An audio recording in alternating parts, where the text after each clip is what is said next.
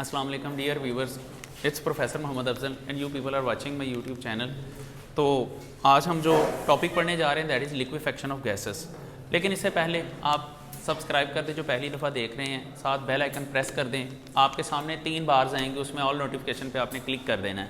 तो without wasting over time हम अपने लेक्चर की तरफ चलते हैं। यार आज का जो टॉपिक है ये मोर बेसिक आर्टिकल है, ये लिक्विफेक्शन ऑफ गैसेस चैप्टर 3 के। इससे आगे जितने लेक्चर्स चलेंगे वो सारे इस एक टॉपिक पे बेस करेंगे, लिक्विफेक्शन ऑफ गैसेस। इसका लफ्ज़ी मतलब क्या बनता है वो है कि हम गैसेस को लिक्विड स्टेट में कैसे कन्वर्ट कर सकते हैं, how gases can be liquefied. Just imagine water vapours हैं, बुखारात है पानी के, उनको हम लिक्विड वाटर में कैसे कन्वर्ट कर सकते हैं। एक तो बड़ी सिंपल सी बात हमारी समझ में आती है, जब हम टेम्परेचर कम कर दें, कूल डाउन करें ना, जब कूल डाउन करते हैं तो वो लिक्विड स्टेट में आ जाता है। लेकिन इसके पीछे एक और कंडीशन भी होती है, वो भी हम अभी डिस्कस करेंगे इसी लेक्चर में। चलें मैं यहाँ पर एक डायग्राम के ज़रिए आपको बताता हूँ, बड़ी सिंपल सी बात है। देखें मैं यहाँ 2 डायग्राम बना रहा हूँ। इन 2 डायग्राम्स में आपने आइडेंटिफिकेशन करनी है कि कौन सी लिक्विड स्टेट है और कौन सी गैसियस स्टेट है, यह आपने बताना है मुझे। डू टेल मी कि इनमें से गैस कौन सी हो सकती है और लिक्विड कौन सी हो सकती है। ये गैस है, ये लिक्विड है। अब देखें मैं यहाँ लिख देता हूँ, दैट इज़ द गैस और ये है लिक्विड।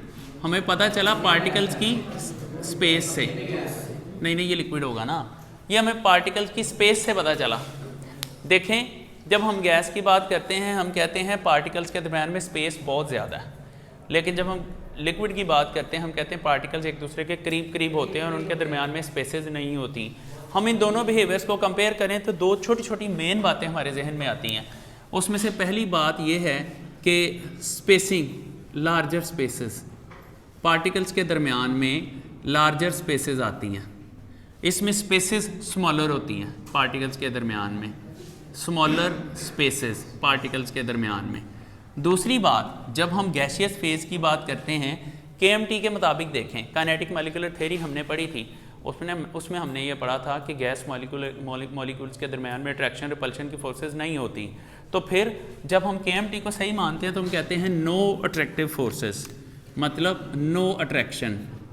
गैस के मॉलिक्यूल्स के दरमियान में अट्रैक्शन बिल्कुल नहीं होती। और इसकी बात करें तो they have definite attraction, attraction exist करती है, अट्रैक्शन पार्टिकल्स के दरमियान में एग्जिस्ट करती है, अट्रैक्शन एग्जिस्ट। अब देखें कि जब हमने किसी भी गैस को लिक्विड में लेके जाना हमें 2 चेंजेस करना पड़ेंगी। पहला, हमें उन पार्टिकल्स के दरमियान में स्पेसेस कम करना पड़ेंगी। सेकेंडली, हमें नो अट्रैक्शन से अट्रैक्शन डेवलप करना पड़ेगी। समझ आ गई ना बात की। अब ये हम कैसे करवाएंगे, ये हमारा आज का मेन टॉपिक है। देखिए हम पहली कंडीशन पूरी करते हैं स्पेसेस कम करने की, तो हमें क्या करना पड़ेगा। स्पेसेस कम करने के लिए हम क्या करते हैं, कंप्रेस करते हैं, प्रेशर इंक्रीज़ करते हैं। तो इसकी फिर पहली कंडीशन जो है ना लिक्विफेक्शन की, वो होगी हमने गैसेस के ऊपर प्रेशर को इंक्रीज़ कर देना। तो इसकी 2 कंडीशंस हमारे सामने आती हैं। One of them is conditions, और बुक में है, मैं सारा बुक से रीड करवा देता हूँ, मैं निशान भी लगवा देता हूँ, रहने दे, समझ लें अच्छी तरह से। कंडीशंस फॉर लिक्विफेक्शन, ये मैं भी आपको रीड भी करवाता हूँ बुक से। Conditions for liquefaction, liquefaction liquid बनाना। अच्छा जी, अब यहाँ पर देख लें, पहली कंडीशन जो है वो है high pressure, high pressure, high pressure. और हाई प्रेशर के पीछे हमारा मकसद क्या होता है, पार्टिकल्स की स्पेस कम करना। हाँ जी, to reduce spaces between particles, between particles, particles के दरमियान में स्पेसेस को कम करना हमारा ये मकसद होता है। अच्छा, जो दूसरी कंडीशन है ना, अब वो देखें। दूसरी कंडीशन है कि गैस के मॉलिक्यूल्स के दरमियान में अट्रैक्शन नहीं होती और लिक्विड के मॉलिक्यूल्स के दरमियान में अट्रैक्शन होती है। हमें अट्रैक्शन डेवलप करनी है लिक्विड स्टेट में कन्वर्ट करने के लिए। अच्छा जी, अब सिंपल सी बात है, पहले हमें ये सोचना पड़ेगा कि अट्रैक्शन की फोर्सेस होती क्यों नहीं है, ठीक है ना। तो बड़ी सिंपल बात है, देखें गैस के मॉलिक्यूल्स एक दूसरे से एक तो वाइडर स्पेसेस पे होते हैं, ये हमने पढ़ा था काइनेटिक मॉलिक्यूलर थ्योरी के जो बेसिक पोस्टुलेट्स पढ़े थे उनमें हमने ये पढ़ा था कि गैस के मॉलिक्यूल्स एक दूसरे से वाइडली सेपरेटेड होते हैं, उनके दरमियान में डिस्टेंस बहुत ज़्यादा होता है और वो डिस्टेंस ज़्यादा होने की वजह से गैस के मॉलिक्यूल्स जो होते हैं वो एक दूसरे को अट्रैक्ट ही नहीं कर पाते। एज ए रिज़ल्ट ये होता है कि उनकी जो अट्रैक्शन की फोर्सेस हैं वो नहीं होती। दूसरी बात, उनकी स्पीड भी ज़्यादा होती है, गैस के मॉलिक्यूल्स की ना स्पीड ज़्यादा होती है। अब वो एक दूसरे के पास से बड़ी स्पीड से गुजर जाते हैं, जब स्पीड से गुजर जाते हैं तो अट्रैक्शन नहीं होता। तो अब बड़ी सिंपल सी बात है, अगर आप गाड़ी में जा रहे हैं, एक बंदा इधर जा रहा है एक बंदा इधर को जा रहा है, 60 की स्पीड पे जा रहे हैं तो वो जनाब एक दूसरे के पास से बड़ी स्पीड से गुजर जाते हैं, पता भी नहीं चलता, देयर इज़ नो अट्रैक्शन। आप बाइक पे जा रहे हैं तो एटलीस्ट एक दूसरे को देखते हैं, ऐसे ही देखते हैं, ओ रऊफ क्या हाल है मतलब ठीक है ना, आप फिर एक दूसरे को जो है ना हाय हेलो भी कर लेते हैं, there is some sort of attraction between you people.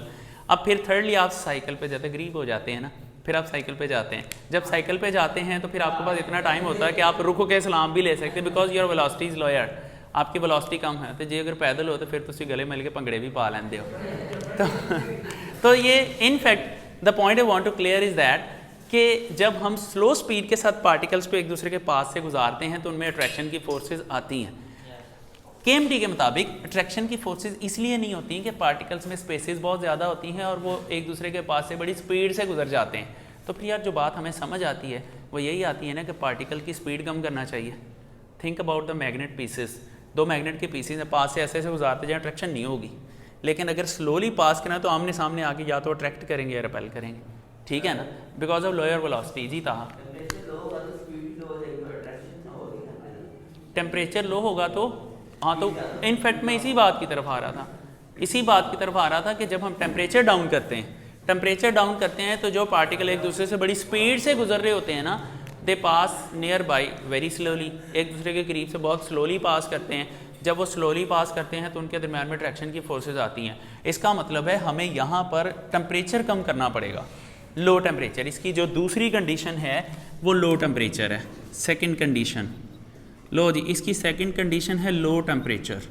अब लो टेम्परेचर के पीछे हमारा बेसिक पर्पस क्या होता है, हम एक तो काइनेटिक एनर्जी कम कर रहे होते हैं, हम टेम्परेचर लो करते हैं टू रिड्यूस के काइनेटिक एनर्जी या वेलोसिटी भी कह सकते हैं। और जब काइनेटिक एनर्जी लो होती है तो पार्टिकल अट्रैक्शन फोर्सेस डेवलप कर लेते हैं। Attraction is developed between particles, developed between particles, particles के दरमियान में अट्रैक्शन डेवलप हो जाती है। लो जी, लिक्विफैक्शन की ये दो कंडीशंस पूरी होगी। अब ये जो सारा डेटा है ना, ये जो मैंने सारा लिखा यहाँ पे, ये सारा डेटा इसमें से एमसीक्यू बन सकते हैं। मतलब वो ये कह देगा कि जी लिक्विफैक्शन के लिए हम हाई प्रेशर किस लिए करते हैं, उसका मेन पर्पस पार्टिकल्स की स्पेस कम करने के लिए, या वो कहता है कि हम पार्टिकल्स के दरम्यान में स्पेसेस कम करना चाहते हैं, हमें कौन सी कंडीशन सबसे ज़्यादा सूटेबल होगी, हाई प्रेशर है, लो प्रेशर है, हाई टेम्परेचर है, लो टेम्परेचर है, तो हाई प्रेशर सबसे ज़्यादा सूट करेगी।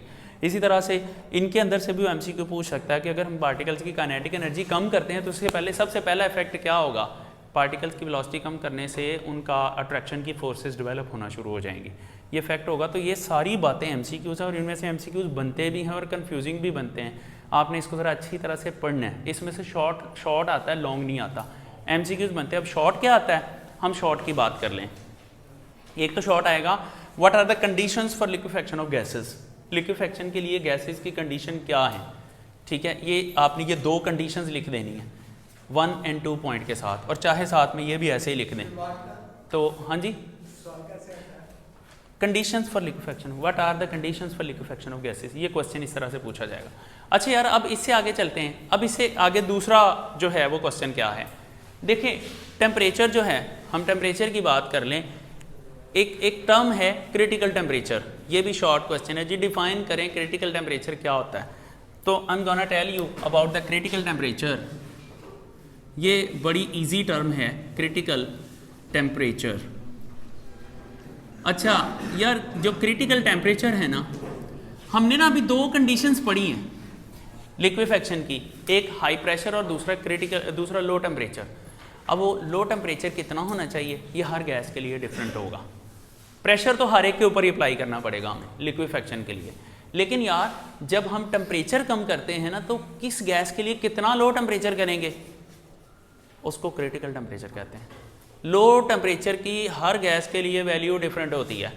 आप कार्बन डाइऑक्साइड की बात करें उसके लिए डिफरेंट वैल्यू है, आप NH3 की बात करें उसके लिए डिफरेंट है। तो एक ऐसा टेम्परेचर जिससे नीचे नीचे अगर टेम्परेचर हो तो हम प्रेशर बढ़ा के गैस को लिक्विफाई कर सकते हैं, लेकिन अगर टेम्परेचर उससे ऊपर चला जाए ना हम गैस को लिक्विड नहीं बना सकते। मसलन मैं आपको एग्जांपल देता हूँ, कार्बन डाइऑक्साइड है। कार्बन डाइऑक्साइड के लिए 31.1 डिग्री सेंटीग्रेड एक ऐसा टेम्परेचर है जिससे नीचे नीचे हम अगर टेम्परेचर रखें ना हम गैस को लिक्विफाई कर लेंगे, लेकिन अगर टेम्परेचर 31.1 डिग्री से ऊपर चला गया जितना मर्जी प्रेशर बढ़ा लें एंड ये जो कार्बन डाइऑक्साइड है लिक्विड नहीं बनेगी। तो फिर क्रिटिकल टेम्परेचर की जो डेफिनेशन है वो दो हो सकती हैं, एक वो जो मैं लिखवाने लगा हूँ, एक वो जो बुक में लिखी हुई है। आपको जो इजी लगेगी आप वो कर लें, रादर बुक वाली प्रेफर करें, लेकिन मैं दोनों स्टेटमेंट्स बता देता हूँ, MCQ में ये पूरी स्टेटमेंट आ जाती है। तो एक डेफिनेशन ये भी हो सकती है कि द टेम्परेचर above which जिससे ऊपर टेम्परेचर हो जाए a gas can not B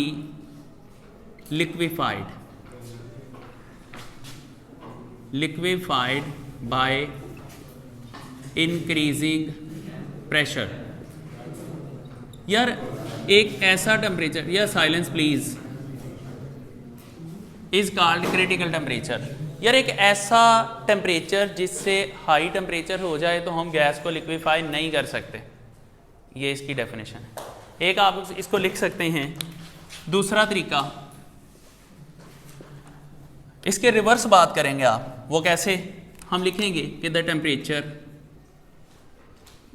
temperature below which, पहले लिखा था अबव विच, अब हम लिखेंगे बिलो विच, इससे कम, below which a gas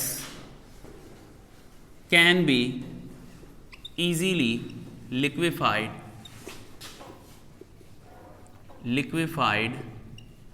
by increasing pressure। मतलब इसको ऐसे भी डिफाइन कर सकते हैं, इंक्रीजिंग प्रेशर। मैं ये सारी बातें इसलिए लिखवा रहा हूँ कि ये ना MCQ में स्टेटमेंट पूरी की पूरी आ जाती है कि which statement is true for critical temperature. A option ये होता है, बी ये होता है, सी पे जो बुक वाली ऑप्शन है, डी पे होता है ऑल ऑफ देम। तो ऑल ऑफ देम वाली बात करेक्ट हो जाती है, यहाँ से मल्टीपल चॉइस। अब जो बुक में लिखा हुआ है, बुक में उसने लिखा हुआ है कि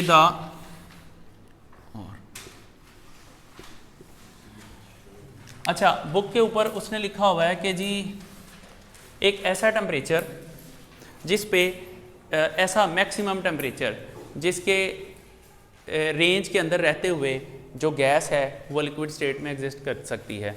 मतलब हम लिखते हैं द हाईएस्ट टेम्परेचर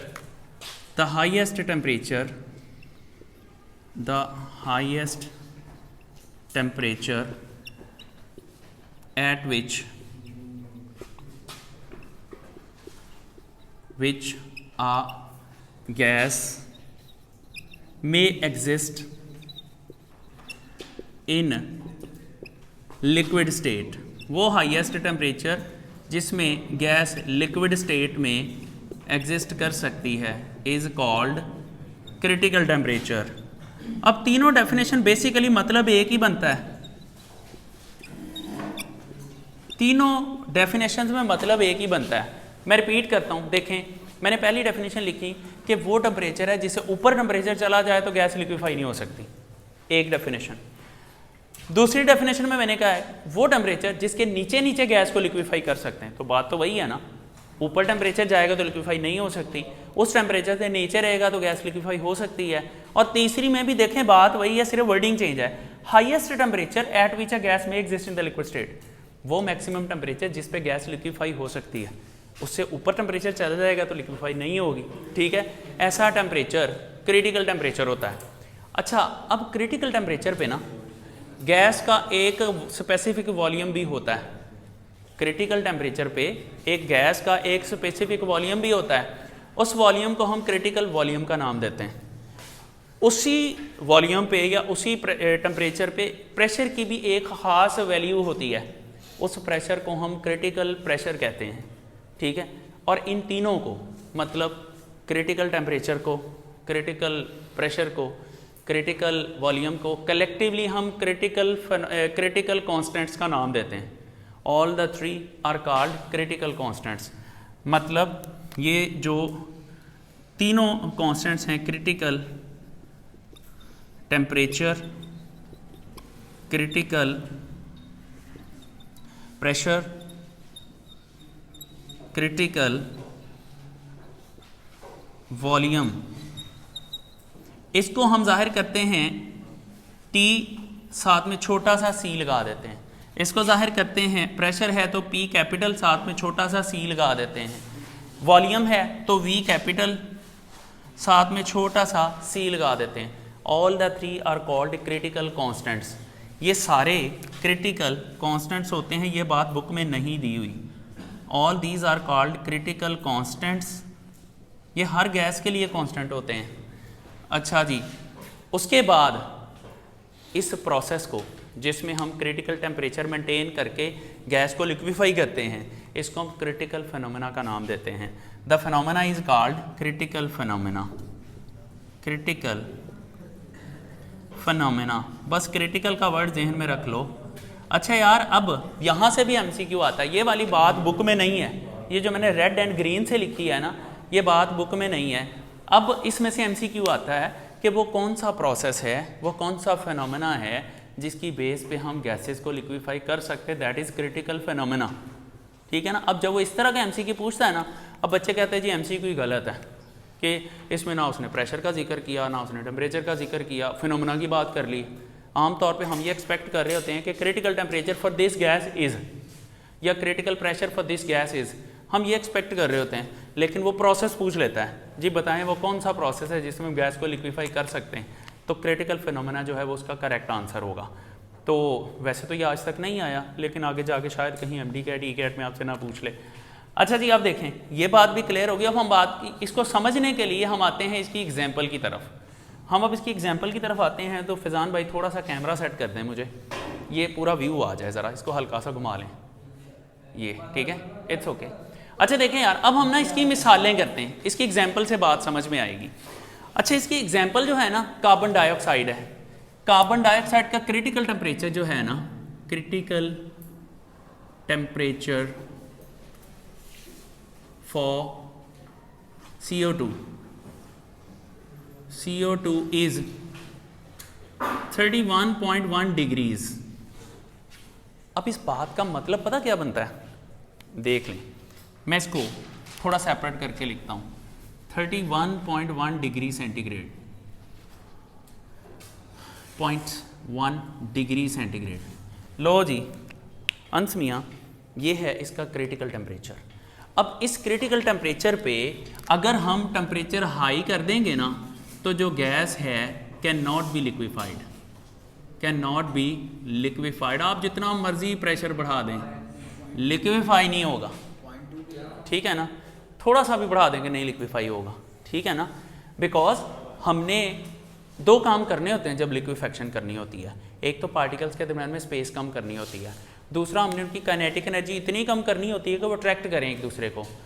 अब हम जब पहली कंडीशन पूरी कर देते हैं, हाई प्रेशर कर देते हैं, तो पहली कंडीशन तो पूरी हो गई, पार्टिकल्स के दरम्यान स्पेस कम होगी, एनर्जी डाउन नहीं हो रही। जब तक पार्टिकल्स की एनर्जी डाउन नहीं होगी, वो एक दूसरे के पास से तमीज़ से नहीं गुजरेंगे, तब तक उनमें अट्रैक्शन की फोर्सेज नहीं आएंगी और गैस लिक्विफाई नहीं होगी। और अट्रैक्शन की फोर्सेज डेवलप करने के लिए डेफिनेटली हमें उसका टेम्परेचर डाउन करना पड़ेगा।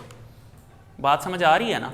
तो यहाँ पर कहता है कि जब इससे हाई टेम्परेचर जाएगा तो गैस लिक्विफाई नहीं होगी, पार्टिकल्स के दरम्यान में स्पेस तो कम हो जाएगी, अट्रैक्शन डेवलप नहीं होगी। अच्छा यार, अब इससे नीचे जब टेम्परेचर कर दें तो यहाँ पर गैस लिक्विफाई कर सकते हैं, गैस कैन बी लिक्विफाइड, हम गैस को लिक्विफाई कर सकते हैं। अच्छा, अब यहाँ पर ना शॉर्ट क्वेश्चन आता है। क्वेश्चन क्या आता है, carbon dioxide can not be liquefied above 31.1 degree centigrade. अब ये देख लें, इसका क्वेश्चन ऐसे बनेगा, carbon dioxide can not be liquefied above 31.1 degree centigrade जी इसका रीज़न बताना है। तो यार इसका आंसर आपने कैसे करना है वो मैं आपको बता देता हूँ, बुक में तो इसका क्लियर आंसर नहीं है। इसका आंसर आपने कैसे करना है, सबसे पहले क्रिटिकल टेम्परेचर को डिफाइन करना है। उसकी डेफिनेशन बुक से क्या याद करनी मैं अभी बताता हूँ, बुक से ही आपने सबसे पहले डिफाइन करना है क्रिटिकल टेम्परेचर को। डेफिनेटली देखें ना, इसका आंसर आपने क्रिटिकल टेम्परेचर की बेस पे देना है, तो जाहिर बात है आपको पहले बताना तो चाहिए कि जी क्रिटिकल टेम्परेचर होता क्या है। फिर सेकेंडली आपने बताना है कि कार्बन डाइऑक्साइड का क्रिटिकल टेम्परेचर -31.1 डिग्री सेंटीग्रेड है। माइनस नहीं होता, प्लस होता है, ये प्लस होता है, ये माइनस नहीं होता। अच्छा जी, आपने बताना है कि TC4CO2 इज़ 31.1 डिग्रीज़। अच्छा, उसके बाद आप बताएंगे कि ये इसका क्रिटिकल टेम्परेचर है, फिर इसकी प्रॉपर रीज़न बताएं कि 31.1 डिग्री सेंटीग्रेड इसका क्रिटिकल टेम्परेचर है, जिसकी वजह से हम इससे टेम्परेचर बढ़ाएंगे तो गैस लिक्विफाई नहीं होगी। इसकी अब रीज़न एक फिक्रे में एक की रीज़न बता दें, मैं लिख देता हूँ। चलें, हम कहते हैं कि 31.1 degree centigrade is critical temperature for carbon dioxide, so it cannot be liquefied above 31.1 degree centigrade as no attractive forces are developed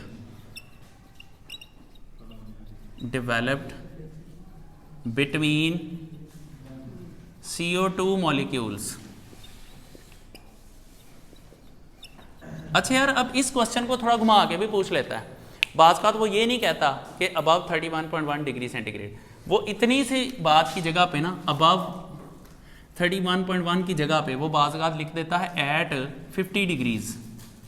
अब वहाँ बच्चे कंफ्यूज हो जाते हैं, वो कहते हैं जी हमने तो पढ़ा हुआ है कि 31.1 से ऊपर चला जाए टेम्परेचर तो वो नहीं, तो 50 डिग्री सेंटीग्रेड 31.1 से ज़्यादा ही है ना, ठीक है ना। तो बात वही है, ठीक है ना। उसने जस्ट कंफ्यूज करने के लिए ना वो ये आपका आंसर देता है, या वो कह देता है जी carbon dioxide can easily be liquefied at 27 degree 25 degree, तो जहरी बात है वो क्रिटिकल टेम्परेचर से कम है, जिसकी वजह से उसको हम लिक्विफाई कर सकते हैं। अच्छा, अब इसके बाद ना एक तो छोटी छोटी बातें हैं, ये आपका कॉन्सेप्ट बिल्ड करने के लिए। हमने क्रिटिकल टेम्परेचर की वैल्यू पढ़ ली। आप एक बात याद रखें, गैसेस दो तरह की होती हैं, मॉलिक्यूल्स दो तरह के होते हैं, एक होते हैं पोलर, एक होते हैं नॉन पोलर। यार जो पोलर होते हैं ना, उनमें मॉलिक्यूल का एक हिस्सा पॉजिटिव होता है, एक हिस्सा नेगेटिव होता है। While talking about NH3 gaseous form में होता है, नाइट्रोजन नेगेटिव है, हाइड्रोजन पॉजिटिव है, ये पोलर है, ठीक है। उसके अलावा हम बात करें वाटर की, ऑक्सीजन नेगेटिव है, वाटर वेपर्स होते हैं ना हवा के अंदर, तो ऑक्सीजन नेगेटिव है, हाइड्रोजन पॉजिटिव है, ये भी पोलर है। बाज़ गैसेस नॉन पोलर होती हैं, लाइक O2 की बात कर लें, ऑक्सीजन के ऊपर कोई चार्जेस नहीं होते। N2 की बात कर लें, नाइट्रोजन के दो एटम्स के दरमियान, ये नॉन पोलर। मतलब मैं दो कैटेगरीज बता रहा हूँ, एक पोलर और एक नॉन पोलर। पोलर गैसेस जो हैं और जो नॉन पोलर हैं, नॉन पोलर गैसेस। अच्छा यार, जो पोलर गैसेस है ना, पोलर गैसेस इसमें पॉजिटिव नेगेटिव चार्ज सेपरेशन होती है, इसको बोलते हैं चार्ज सेपरेशन। जब कोई ऐसा मॉलिक्यूल हो जिसके अंदर एक हिस्सा पॉजिटिव हो एक नेगेटिव हो, हम कहते हैं इस मॉलिक्यूल के अंदर चार्ज सेपरेशन है। तो इनमें चार्ज सेपरेशन होती है, पोलर गैसेस में चार्ज सेपरेशन, और इनके अंदर चार्ज सेपरेशन नहीं होती, नो चार्ज सेपरेशन, पार्टिकल्स के ऊपर कोई चार्ज नहीं होते। अब इसकी बात करें तो NH3 की बात कर लें, H2O वाटर वेपर्स की बात कर लें, एट्सेट्रा। ये इसमें बात करें O2 की, N2 की बात कर लें। अब आज की फिल्म की जो आखिरी बात मैं करने जा रहा हूँ वो ये है कि जो पोलर गैसेस होती हैं ना, ये बात आपने बड़े ध्यान से सुननी है, यहाँ बेसिक कॉन्सेप्ट बनेगा। बात ये है कि जो पोलर गैसेस हैं ना, उनमें इंटरमॉलिक्यूलर फोर्सेस डेवलप करना आसान होता है, क्योंकि पॉजिटिव नेगेटिव एंड होते हैं ना, उनके अंदर पॉजिटिव एंड नेगेटिव एंड को अट्रैक्ट कर लेगा। इंटरमॉलिक्यूलर फोर्सेस जो होती हैं वो जल्दी डेवलप हो जाती हैं, जिसकी वजह से इसको लिक्विफाई करना आसान है, जिसकी वजह से हमें उसका टेम्परेचर बहुत लो नहीं करना पड़ेगा। तो क्रिटिकल टेम्परेचर की वैल्यू हाई आती है, इनके लिए हाई क्रिटिकल टेम्परेचर होता है। High critical temperature, high critical temperature क्यों होता है जी? वो इसलिए होता है कि attraction is developed easily, attractions develop easily. ये भाई ऐसा लेक्चर है, आपको इस कॉन्सेप्ट को ग्रिप करना है, चाहे इस लेक्चर को घर जाके दोबारा सुने, लेकिन इस कॉन्सेप्ट को आपने ग्रिप करना है लाजमी, ये आपको बहुत हेल्प आउट करेगा। चौथा चैप्टर पूरा इस पर डिपेंडेंट है, और इससे आगे तीसरे चैप्टर का जो रिमेनिंग पोर्शन है पूरा इस डिस्कशन पर डिपेंड करता है। ये लेक्चर अपलोड हो जाएगा आज शाम तक, आप लोगों ने जाके इसको जहाँ नहीं समझ आ रही देखना है। अच्छा देखें, अब दूसरी बात करते हैं हम नॉन पोलर गैसेस की। यार नॉन पोलर गैसेस में पॉजिटिव नेगेटिव चार्जेस नहीं है, उसमें जल्दी अट्रैक्शन डेवलप नहीं होती। जब उसमें अट्रैक्शन डेवलप नहीं हो रही तो हमें क्या करना पड़ेगा, उसका टेम्परेचर ज़्यादा से ज़्यादा कम करना पड़ेगा, ज़्यादा से ज़्यादा डाउन करना पड़ेगा, फिर कहीं जाके उसमें अट्रैक्शन डेवलप होगी। तो इसमें हम फिर ये बात करते हैं कि लो क्रिटिकल टेम्परेचर आता है इसमें, लो क्रिटिकल टेम्परेचर। इसके क्रिटिकल टेम्परेचर की वैल्यू तो माइनस में आ जाएगी, और फिर मतलब डिफ़िकल्ट हो जाता है, difficult to develop attractive forces. मैं बताता हूँ। अच्छा जी, अब ज़रा मुझे एक बुक दें, मैं आपको ये बुक से भी ज़रा रीड करा दूँ। यार ये फैज़ान ग्लासेस देना मुझे, फाद सॉरी, थैंक यू। अच्छा मुझे एक बुक दें, मैं आपको इसकी ना आप रीडिंग करा के ना मैं आपको कुछ बुक से भी बता दूँ। ये पकड़ो ज़रा, ये रखो आप अपने पास। अच्छा यार देखें, बहुत बुक से हमने बहुत थोड़ा पढ़ा आज, और ये चीज़ें रट्टे लगाने वाली नहीं है, ये जस्ट समझने वाली हैं। ये याद नहीं किया दैट्स फाइन, लेकिन अगर इसका बेसिक कॉन्सेप्ट नहीं बना, ये मेरे साथ बाद में भी डिस्कस करें, ये ऑनलाइन लेक्चर चला जाएगा, वहाँ से देखें, आपने इस कॉन्सेप्ट को ग्रिप करना है। अच्छा देखिए, मैं बुक से रीड करवाता हूँ, साथ में आपको समझाता हूँ। पेज नंबर निकालें 65, जनरल प्रिंसिपल ऑफ लिक्विफैक्शन मिल गया। 65 के बिल्कुल लास्ट पे आ जाएं। The conversion of a gas into a liquid requires high pressure and low temperature. सबसे पहले इन दोनों बातों को अंडरलाइन करें, high pressure and low temperature, these are the conditions for liquefaction. Page number 65 है, उसके बिल्कुल लास्ट लाइन्स में आ जाएं। अच्छा, इसमें high pressure and low temperature को अंडरलाइन कर लें। अब आगे उसने रीज़न बताई है कि हम हाई प्रेशर क्यों करते हैं, हम लो टेम्परेचर क्यों करते हैं, ये रीजंस उसने बताई हैं। आगे देखें, अगले सेंटेंस में उसने लिखा है, high pressure brings the molecules of a gas close to each other, molecule से एक दूसरे के करीब लेकर आता high pressure. Then low temperature deprive का मतलब होता है महरूम कर देना, ख़त्म कर देना। Deprives the molecule from kinetic energy. अब इसे होता क्या है, काइनेटिक एनर्जी जो होती है ना वो ख़त्म हो जाती है पार्टिकल्स की, या कम हो जाती है। As a result attractive forces start dominating converting the gas into liquid. तो क्या होता है, जब काइनेटिक एनर्जी कम होती है तो अट्रैक्शन की फोर्सेस वाजे हो जाती है, डोमिनेट वाजे होना शुरू हो जाती हैं, और पार्टिकल्स लिक्विफाई हो जाते हैं। अच्छा आगे देखें, फॉर एवरी गैस, यहाँ पर आप क्रिटिकल टेम्परेचर की डेफिनेशन की हेडिंग दे दें। ये क्रिटिकल टेम्परेचर की डेफिनेशन यहाँ से स्टार्ट हो रही है। For every gas, there exists a temperature above which the gas cannot be liquefied no matter how much pressure is applied। कहते हैं एक ऐसा टेम्परेचर जिससे हाई टेम्परेचर हो जाए तो गैस लिक्विफाई नहीं हो सकती, आप जितना मर्जी प्रेशर बढ़ा दें। आगे है, the highest temperature at which a substance can exist as a liquid is called its critical temperature. ये क्रिटिकल टेम्परेचर की डेफिनेशन है। अच्छा भाईजान, अब इससे आगे वाली लाइन्स भी आप लिखेंगे। There is a corresponding pressure which is required to bring about liquefaction at this critical temperature Tc. This is called critical pressure। और आगे आप अपनी मर्जी से लिख सकते हैं कि the corresponding volume is called critical volume। और अब अगर आपसे वो critical temperature की definition पूछे तो ये पैराग्राफ है, critical pressure की definition पूछे तो ये पैराग्राफ है, और volume के लिए भी यही पैराग्राफ है। आप तीनों की definition एक जगह पे लिख सकते हैं। ये फुल पैराग्राफ 4 लाइन्स का आपने करना है। अच्छा, अब अगर ये क्वेश्चन पूछा गया है कि carbon dioxide can not be liquefied above this temperature, तो आपने क्या करना है, यहाँ पर डिफाइन क्रिटिकल टेम्परेचर करना है, फिर आगे ये सेंटेंस लिखते हैं जो मैंने बताया, ये आपका आंसर क्लियर हो जाएगा। और अगर वो पूछ लेता है सिर्फ ये पूछ लेता है डिफाइन क्रिटिकल टेम्परेचर, तो फिर भी आपने ये सारा ही लिखना है। ज़ाहिरी बात है मिसाल तो देंगे, अदरवाइज ये क्लियर नहीं होना। अच्छा अब देखें आगे रीडिंग है थोड़ी सी, ये मैं कर देता हूँ। The critical temperature and the critical pressure of the substance are very important for the workers dealing with the gases. ज़ाहिर बात है जो लोग गैसेस के साथ डील कर रहे हैं या गैसेस को लिक्विफाई कर रहे हैं, उनके लिए ये टर्म बहुत ज़्यादा मतलब रखती है। उन्हें पता होना चाहिए कि किस गैस का क्रिटिकल टेम्परेचर कितना है।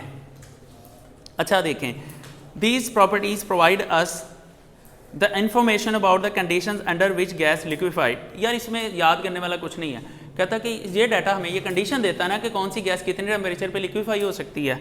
आगे देखिए, for example oxygen has a critical temperature -118.75 degree centigrade. यार आपने डिग्री सेंटीग्रेड वाले टेम्परेचर याद करने हैं। अगर केल्विन में दे देगा ना MCQ में, तो 273 जमा कर लो, आपके पास केल्विन में कन्वर्ट हो जाएगा। आपने याद उसको सेल्सियस स्केल में ही करना है। It must be cooled below this temperature before it can be liquefied by applying high pressure. तो ज़ाहिर बात है उसका क्रिटिकल टेम्परेचर ये है, तो उसको इतने टेम्परेचर पर ठंडा करना पड़ेगा, फिर ही वो लिक्विफाई होगा ना। अच्छा जी, ammonia is a polar gas, its critical temperature 132.4। अब देखें ना, ऑक्सीजन नॉन पोलर था, उसका टेम्परेचर माइनस में आ रहा है, जबकि अमोनिया जो है वो पोलर है तो उसका प्लस में आ रहा है। तो मैंने वही लिखा कि पोलर गैस का क्रिटिकल टेम्परेचर हाई होता है और नॉन पोलर का लो होता है। उसकी वजह सिंपल ये है कि नॉन पोलर के अंदर अट्रैक्शन डेवलप करना मुश्किल होता है। अच्छा अब इससे आगे चलें। So it can be liquefied by applying sufficient pressure close to room temperature. तो ये रूम टेम्परेचर के करीब करीब प्रेशर पे हम इसको लिक्विफाई कर सकते हैं। अच्छा जी, उसके बाद ये जो नीचे वाला पैराग्राफ है इसको जस्ट आपने रीड करना है, इसमें और कुछ भी नहीं है। और ये जो डजेंट मैटर, ये जो है ना यहाँ पर क्रिटिकल टेम्परेचर, ये जो सेंटर वाली वैल्यूज़ दी गई है ना जो डिग्री सेंटीग्रेड में है, आप क्रिटिकल टेम्परेचर वाला पैरा ये याद कर लें, कॉलम वॉल्यूम वाला रहने दें, क्रिटिकल टेम्परेचर याद कर लें। हम इसको यहाँ क्लोज करते हैं, इसके आगे बस कल पढ़ेंगे हम इससे आगे। तो anyway, thanks viewer for watching. Subscribe कर दें, बेल आइकन प्रेस करें और उसके बाद आप ऑल नोटिफिकेशन पे क्लिक कर दें। बाकी अपना ख्याल रखिएगा। अल्लाह हाफ़िज़।